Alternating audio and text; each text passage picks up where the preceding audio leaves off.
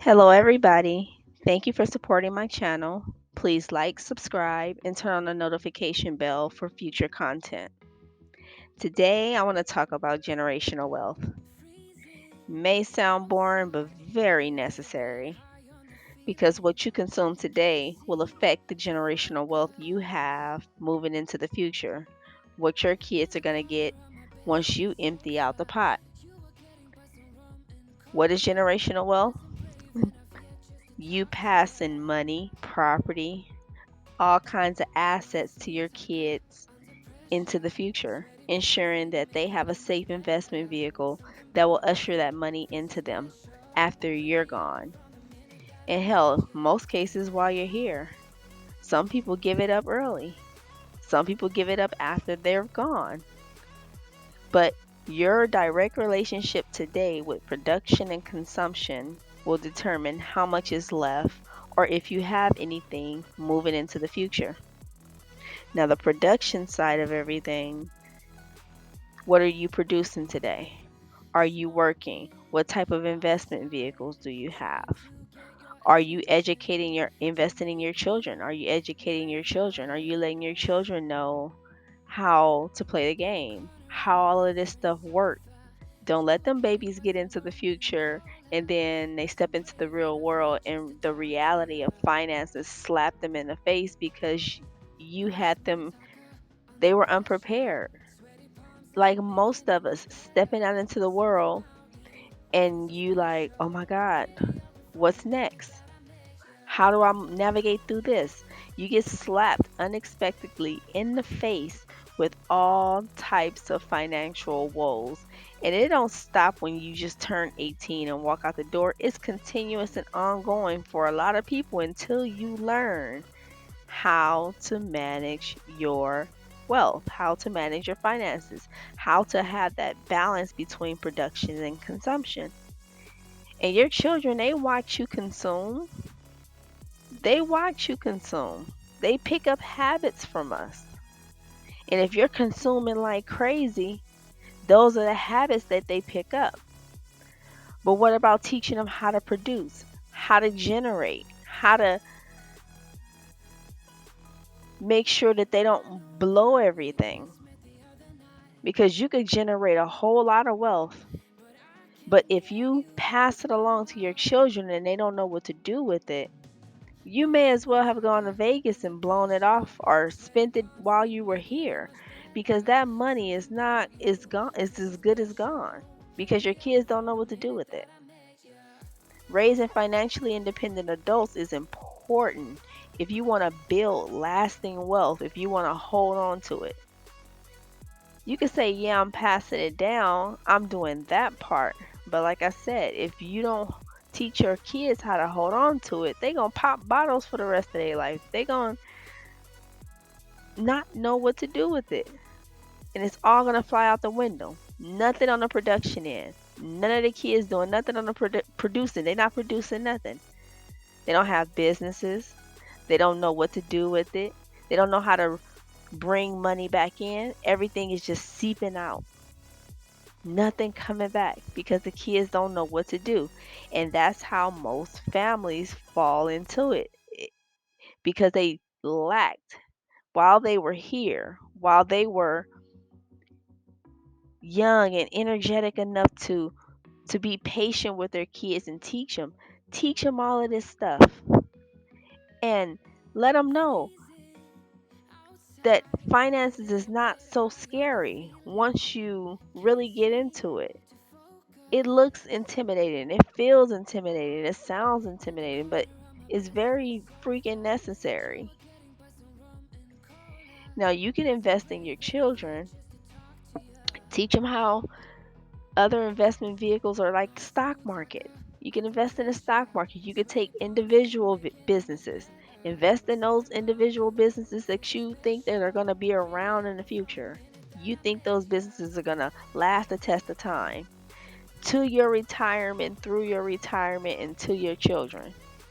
If you analyze this company, you've read their balance sheets, you know how the company is moving. You have all faith in this company. Put your money in that company. Or if you don't know nothing about companies and you don't want to do like like some of us who do that, who individually analyze each company, you could go and buy a basket of companies. You could say, okay, I like Tesla, I like Microsoft, I like all of these things in one basket and put your money there. You don't have to necessarily analyze each individual company and do all of that footwork. That could be avoided. It's very intimidating when you're looking at the technical analysis charts when you first walk up on finances. It's very intimidating. Very intimidating. You don't know what those charts are saying. It looks like a foreign language to you. But after, just like everything that's new to most people, the more time you spend with it, the less complicated it is. And then you look at the charts and you're like, okay, I see what's moving. I see the trends. I see, I see, and you realize you're looking at money moving. You're not just looking at some little swiggly lines, you're looking at money being either generated or taken away. But nonetheless, it's all money moving in one asset. But find those assets, put your money there, and let it grow. Compound interest, dollar cost sharing. I mean, dollar cost averaging. You average your way into the system. You don't have to drop $1,000 or $2,000 every month. You can average your way in. Average your way in monthly, and then it builds up. Take a Imagine investing in Microsoft when it IPO'd, or when it was low in price and you invested while it was low, but then Microsoft became one of the richest companies in the world. Guess where your stock is going? Each individual share that you buy. If you bought it at 100 and the stock go up to 200, you just doubled your money. And so forth and so on. Find those investment vehicles. Teach your kids how to find those investment vehicles.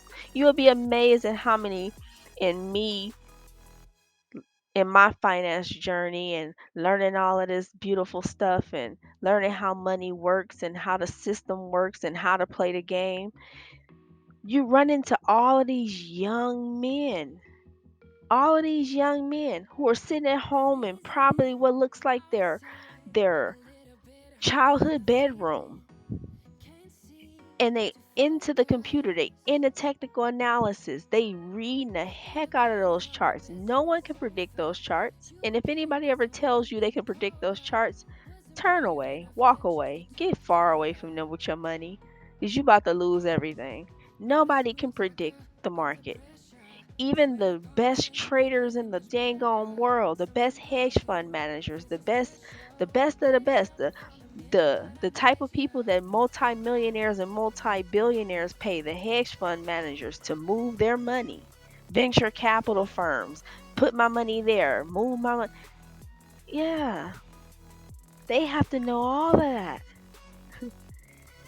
They have to know where to put your money, know how to get into real estate. That's another investment vehicle. Whether you buying commercial real estate, you starting a business, whether you buying residential real estate, and it's for you and your family to live in and reside in for the next 20 something years or however long. Build equity. Stay away from them HELOCs. Leave your equity in your home. If it ain't some die-hard emergency and nobody's dying, leave it alone. Because I'm telling you, one of the things that people did wrong with when they inflated the stock market, a lot of people use leverage in the stock market. They use debt. People were mortgaging out their homes, getting HELOCs, home equity lines of credit, to buy into the stock market, to buy into new asset classes like crypto, trying not to miss the wave. And then stock exchanges, when you get into investing with stocks, you can use leverage on the stock exchanges. And if you have a regular, let's say $10,000 in your trading account, the exchange will lend you X amount of tens of thousands of dollars to then go out and make bets on stocks, calls and puts, call, options, all of that stuff. You'll be amazed. And a lot of them are young people sitting at home. I mean, I've seen traders that were so into it, like they literally, traders are a little bit different from, they are a lot different from investors. Traders are daily, every day. They have to ride it every day, look at it every day because they're trying to put their money in and quickly take it out. Investors put their money in, leave it in, let it grow. And that's how you build generational wealth because nobody can beat the market. Warren Buffett, the greatest financier of all times, he can't beat the market. Nobody can beat the market. That's why I said if anybody tell you they can beat the market, they can predict what's going to happen, get far away from them. They finna scam the hell out of you. Take your money. They going to short something, put it in something thinking it's going to go down. It goes up. You lose everything. But learn how to invest. It's not as intimidating. It's actually, I mean, maybe I'm a little nerdy about it, but it's actually pretty fun. It's pretty cool once you get into it. And then you learn how the rich get richer.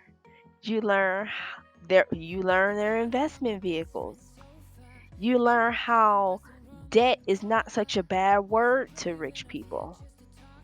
Debt means horrible things for poor people because it's poorly managed. But if you know how to manage debt, oh, you can get rich off of debt. Debt is leverage. That's why it's so much of it in the stock market. The Fed inflate the economy. People get the money. Businesses get the money. Buy back shares. Buy other failing companies. Merge together with failing companies. Become bigger. Get more of the market share. Stocks go up for them. It's a payday for everybody in the company that own a majority of the shares. It's a game that once you learn how to play it and you realize you playing a wrong game, it's sad. That's why I said teach kids early because it's sad when you get to, let's say you get to your 30s, 40s, even some cases 50s and 60s and people don't learn this stuff. And then when you learn it, you want to kick yourself because you like, dude, I will be in such a different, if I knew then what I know now. That is an understatement. When you learn all this stuff, you're like, wow, you start thinking about things different. Before you buy that expensive ass latte, you think about, damn, okay, how much do I spend a month on lattes? You calculate that up. Boom. All right. If you spending over $100 a month on lattes, then I think you need to be buying 100 shares of Starbucks every month and cutting back on the lattes. That's consumption. Your relationship with consumption. You consume too much. You consume unnecessarily. Even the rich, I'm telling you, celebrities are usually like the perfect example because they're in the public when these things happen to them. But a celebrity will show you the perfect example of a relationship between production and consumption. A celebrity can produce millions of dollars. But how many celebrities have we seen lose it all? I'm talking from the million to the 10 million to the 20 million to the $50 million man to the $100 million man to the $1 billion man. Like, how many of them have lost a lot? for lack of finances. How many of their financial advisors have run off with their money because they realized they were not watching it? And then they get later in life and realize they were playing the wrong game, and now they want to sue them and complain about it. Well, yeah, they did what they did, but you should have had a better grip on your money at the time. Because, see, when success is going up, most people don't see the problem. They don't see the problem until they coming down. They don't see the problem until the tide washes out. And then it's like, wow, you see how naked they out there swimming. And you like, I thought you had a better handle on your finances. No, you turned it over to someone. You gave all the millions of dollars, that responsibility, to somebody else, and you weren't checking on it. You just left it out there. You was just, okay, I'll put all my faith and trust in you. I'm not saying you got to be at the computer every day pouring over your finances, but at least, let's say quarterly, every 3 months, go in and check. Okay, it's looking right. But don't wait until it all, yeah, but that's the lack of financial education. It happens all the time. And so, like I said, celebrities are usually the perfect example because they're it plays out in the public eye, and you're like, wow, their relationship with consumption. They produce a lot, but they consumed too much. They consumed more than what they were making, and it's like you can make $100,000 a year and still be in debt. You can make $1 million a year and still be in debt because your relationship with consumption is jacked up. You out there buying and spending and living a lifestyle, and that that income means nothing. So get a hold of consumption, have a plan, reduce your spending. That's the secret to wealth. Budgeting. Find a plan. Talk to your kids about it. Talk to your spouse about it. It's not some big old secret, you know? I mean, I'm not saying go around telling people what's on your balance sheet and telling people your balance and what assets you're invested in. No. But have those general conversations. We don't talk about it until it's too late. And then, like I said, celebrities, it play out on their end because they'll have all these multi-millions of dollars and then they pass away, and it's like, okay, what happened? What happened? And the fights ensue. It's amazing. So, your relationship with production and consumption, it matters. The rate of consumption, how much are you consuming? I mean, your credit card debt. Are you running it up? Are you charged in the future? Because you do realize everything you charging today, you're still going to be paying for it in the future. It's a different game to play with credit cards. A totally different game to play with credit cards. The point system. Get into it. Now, the only way you're going to be able to play the point system is if you fiscally responsible, and whatever you charge every month, you can pay it off every month. If you can't play that game and you can't keep up with the big boys on that end and not pay the minimum balance, no, no, no, no. I'm talking about pay whatever your full balance is. Pay it off every month. Don't incur no interest. You can have, because the average American is 80% of Americans in debt, some form of debt. Student student loan debt, mortgage debt, credit card debt, auto loan debt, hell, even payday loans. They in some form of debt.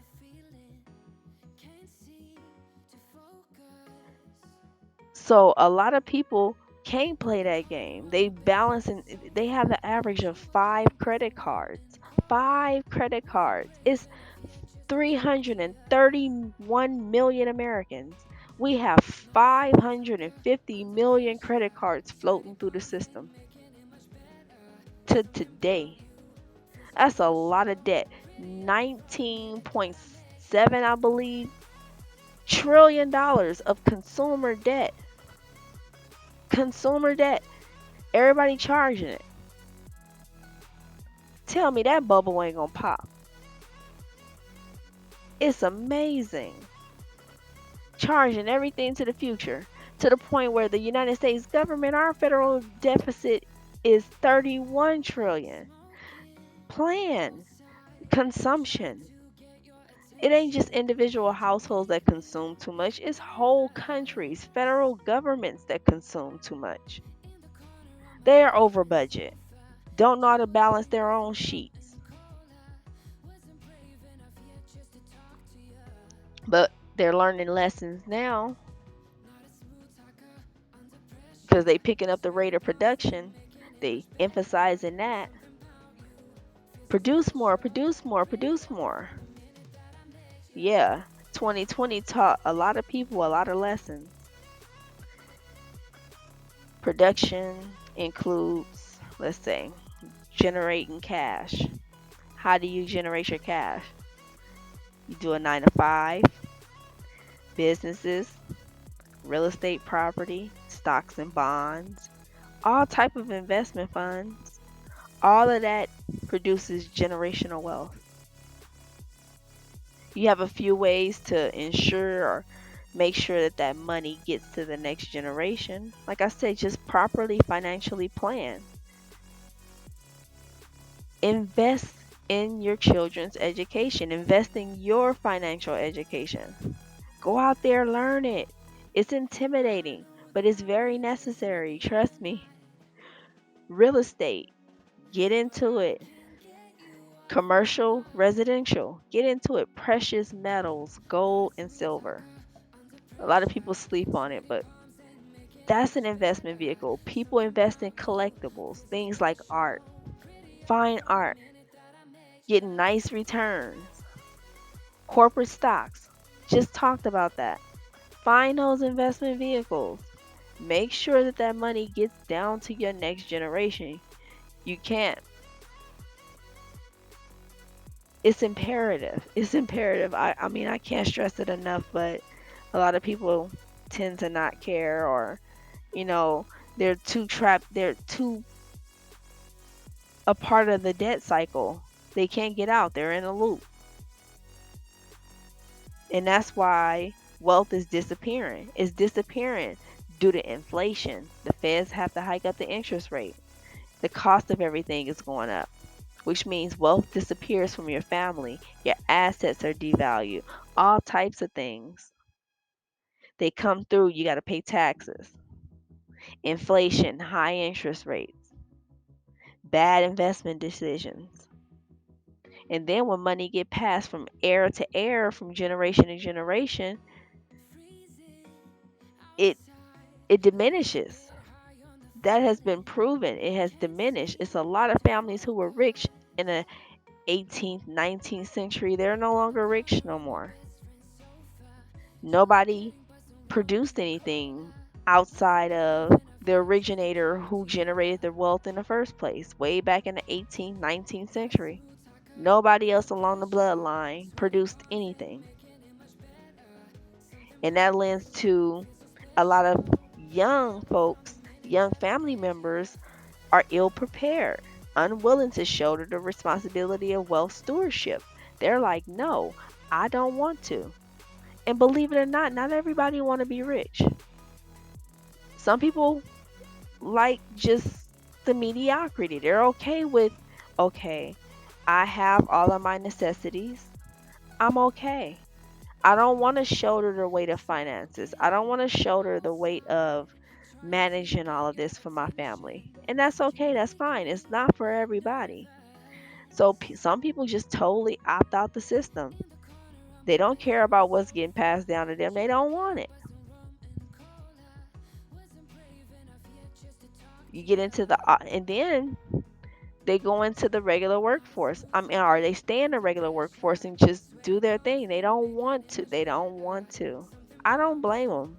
Sometimes it's going to be some people like that. Not everybody's going to, learn this stuff or care to even know it. But whole industries are going to change. With production, whole industries are going to change. 2020 proved that. You have whole generations, whole industries disappearing, whole businesses disappearing. They never coming back. They start disappearing a lot in 2022. I mean, in 2020. They just been disappearing ever since, to the point where, I mean, when one company disappeared, that one company may have 100 stores, 40 stores, 20 stores, sometimes bigger chains. Have 500 Starbucks. There's a Starbucks everywhere. They everywhere. And not just here, Starbucks in China, Starbucks in Russia, Starbucks everywhere. Starbucks have a lot. And when they downsize and close those stores, that's people getting laid off. And they can't replenish that industry. Because you got the young generation. Most generations, like I'm a millennial. A lot of us don't want to do what our parents did. Whatever industry your parents were in. Especially like you, it's just a different set of industries for us right now. We have different options. I'll take China for example. China has this whole movement with young people. I think it's so dope. They have a movement with the young folks where they just laying flat. They just said forget it. They don't see hope in the future. They like we ain't working, we not going to school, we not doing nothing. We just gonna lay flat. We give up. And that sounds crazy, but it's a movement because China is trying to I see it as China is trying to force the young folks into manufacturing, into the warehouses, like their parents did. Their parents, those were the jobs available. They did those. Okay, but the young generations, they were into gaming and all the different types of industries that are available to them now. Gig working, ride sharing like Uber, those little pop up jobs and, pop up businesses that they could generate for themselves. And nah, China said we need to pump out product to the world. We need y'all in the warehouses, and warehouses looking a little dry. We need y'all off these gaming systems, and we need y'all in the warehouse. China's so cold, they have a 996 work schedule, 9 a.m. to 9 p.m. 6 days a week. That's their work schedule. So they like, we don't want to go sit in no factory from 9 to 9 on the assembly line. Repetitive, redundant, same thing. Boop, boop, boop, boop, boop, boop, boop, boop, like a robot. Like, no. So the kids not interested in it. Those industries gonna go bust. They gonna have to automate. They gonna have to automate. Ain't nobody look checking for them jobs like that. At least not the younger generation. You do it out of necessity, maybe, but that's not not an aspiration. To sit on the assembly line, no, no. So automation is the only way. I mean, it's different industries. We have different options. So most industries are forced to automate. If they don't automate, they won't be able to keep up with production. Production will go out the window. Out the window. So, yeah. And then the baby boomers, our parents, them folks are retiring. Just like they boomed in with birth, they going to boom out with retirement and they going to boom out with death. They are the world's biggest population as far as generation. That's why they call the boomers. Big. And once they exit the workforce, a lot of those industries are how are they going to replace that or replenish that workforce? It's not enough of us millennials. It's not. And our children, they are not old enough. We just hit 40. They are not old enough to work. Almost our kids are still in grade school. So they're not able to get into the labor force. So a lot of industries gonna get killed. The minute and the boomers are retiring, it's a wave that they have to retire out. They are retired, they're retiring, and they are soon to retire all the way up into 2030. They'll be retiring for the next 7 years, phasing out the system. So automation, and for the economists and you know the savvy business people who paying attention to the labor force, they understand that. And like I said, it's not enough of us millennials to to fill that gap. So automation is like the only option in order for a lot of these industries to survive. COVID, well, 2020, it it it made everybody hit a reset button. Reset, reset, reset. Bring industries closer to home. And like I said, a lot of those manufacturing jobs in China, they not even gonna be there. It's businesses that's pulling out of China 90 going north. Apple, the last one, they just made the decision to start moving out. Like, really? Industry's been gone. Been gone. So, yeah, automation is like oh my god, it's crazy. But when China stops producing, that can be a triggering effect for the 2023 recession. Some argue that we're already there. I believe we're already there. The only thing that's pretty much stopping them from screaming it's a recession is the unemployment numbers aren't through the roof. Unemployment numbers are holding steady. It's not as many people losing their jobs. So the politicians hold on to and wave that flag. But the minute everything else is crashing though, nobody portfolio is safe. Everybody portfolio is down. Everybody.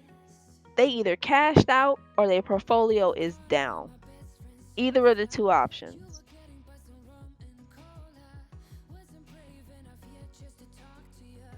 So it's, I mean, that economic downturn, a lot of people think and hold the faith in the government, oh, they're going to fix it. I'm not so sure about that because they're the same people that got us into it. They're the same people that legislated this stuff into existence. And now you have a whole booming generation about to retire. That's going to change that's going to shift everything. Baby boomers, our parents, they own 80% of the United States market. 80% of the real estate, 80% of the stock market, 80% of the workforce, they 80% of everything. They not called baby boomers for nothing. They're a big generation, a humongous generation. And they're about to exit and transfer all of their assets, all of their wealth to us millennials. That's why they calling it the great wealth transfer.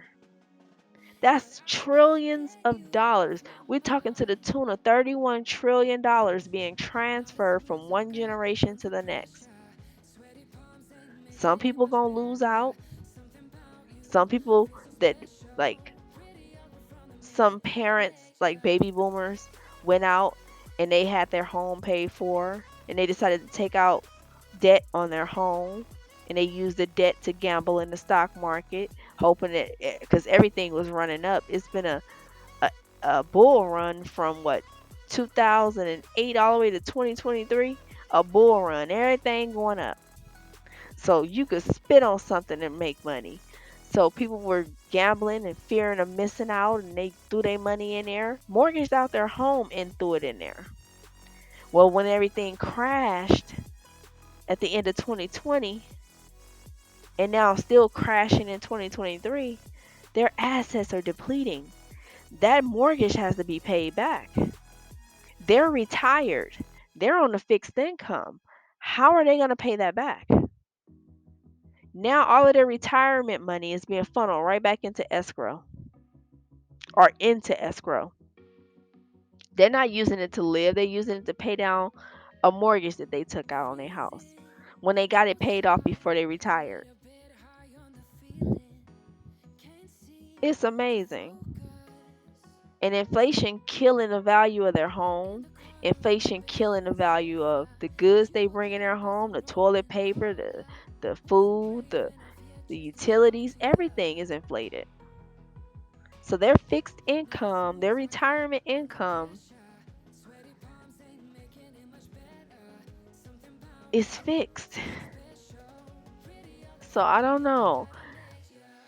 I'm hoping for the best for our, for our sake, for our parents' sake. Because they say that wealth is being diminished. It's definitely being diminished by inflation.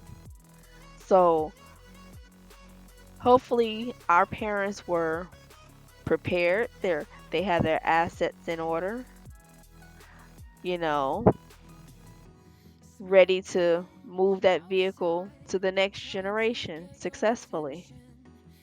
And hopefully the people in that vehicle are well equipped with the financial education on how to preserve that vehicle and get it to the next generation. That's the whole goal. That is the whole goal.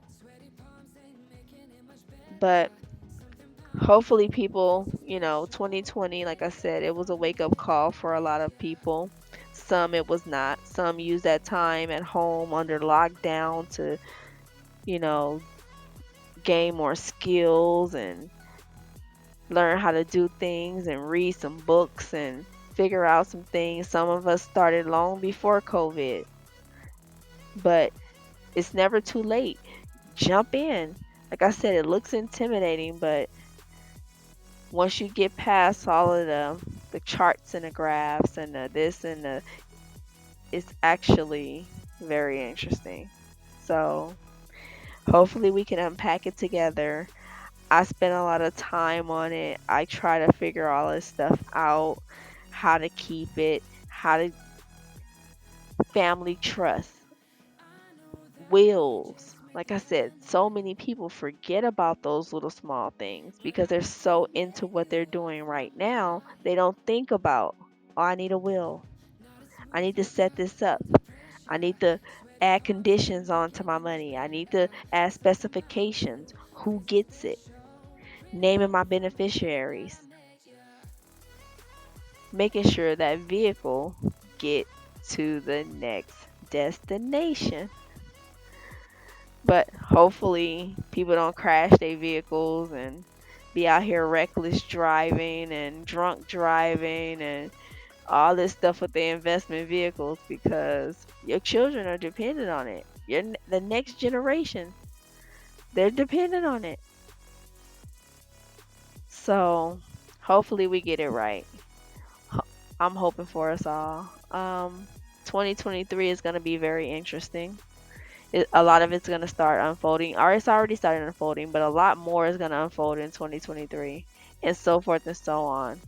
We're looking at some crazy years coming up, and I'm here for it all. So until next time, bye.